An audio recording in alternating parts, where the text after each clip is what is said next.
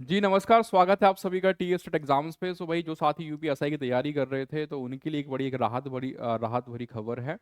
और जो सोच रहे थे कि भाई मेरे पास ना तो अभी ओरिजिनल डिग्री आई है ना ही प्रोविजनल आई है, उसका अब मैं कैसे फॉर्म भर पाऊंगा, उसका जो है समाधान हो गया है। क्या समाधान निकला है और कब तक आपके पास डिग्री आनी चाहिए, कब तक आपको डिग्री आनी चाहिए, उस पर हम चर्चा करेंगे।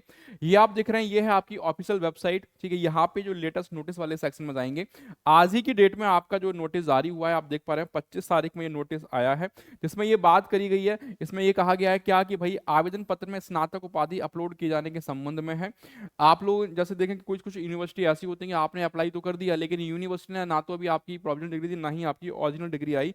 तो उसके बारे में क्या बातें कही गई हैं, एक बार जरा ध्यान से सुनिएगा।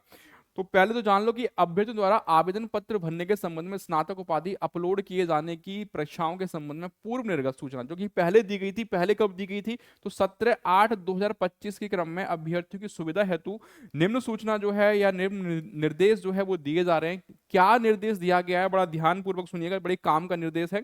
यहाँ पे ये कहा गया कि स्नातक की अंक तालिका अपलोड करना अनिवार्य है।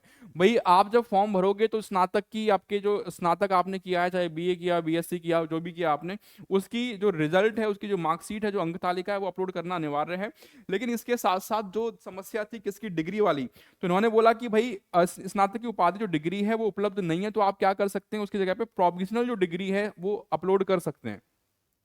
अब फिर से वही कि प्रोविजनल अप्लाई करने के बाद तुरंत नहीं मिलती है ना, प्रोविजनल आपने अप्लाई कर दिया, टाइम लगता है उसमें, या यूनिवर्सिटी ने कुछ डिले कर दिया, कुछ दिक्कत आ गई, तो उसके बाद जो समस्याएं आ रही थी उसके बारे में उन्होंने कहा कि भैया अगर किसी भी कैंडिडेट के पास, किसी भी अभ्यर्थी के पास प्रोविजनल डिग्री भी नहीं है, तो वो क्या कर सकते हैं, इसके स्थान पर अपनी अंक तालिकाएं जो है वो अपलोड करेंगे।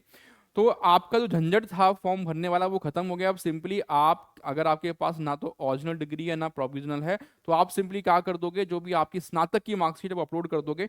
लेकिन ऐसा नहीं है कि आपको डिग्री की नीड नहीं पड़ेगी। ये दूसरा पॉइंट बड़ा ध्यानपूर्वक सुनिएगा कि अभ्यर्थियों को अभिलेखों की समीक्षा एवं शारीरिक मानक परीक्षण के समय जब आपका डीबीपीएसटी होगा, तो डीबीपीएसटी के समय पे स्नातक की अंक तालिकाओं के साथ मूल स्नातक उपाधि जो है ये प्रस्तुत करना अनिवार्य होगा। डीबीपीएसटी के टाइम पे ध्यान रखिएगा, उस समय आपका प्रोविजनल डिग्री नहीं चलेगी। उस समय जो आपके पास डिग्री होनी चाहिए वो आपकी ओरिजिनल ही होनी चाहिए। तो डीबीपीएससी तक आपको टाइम मिल जाएगा, तब तक आपकी ओरिजिनल डिग्री भी आ जाएगी।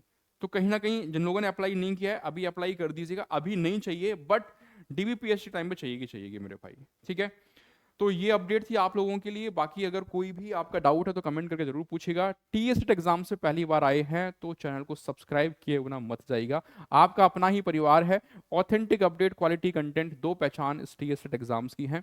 अपना प्यार सपोर्ट यूं ही बनाए रखिएगा। बहुत बहुत धन्यवाद।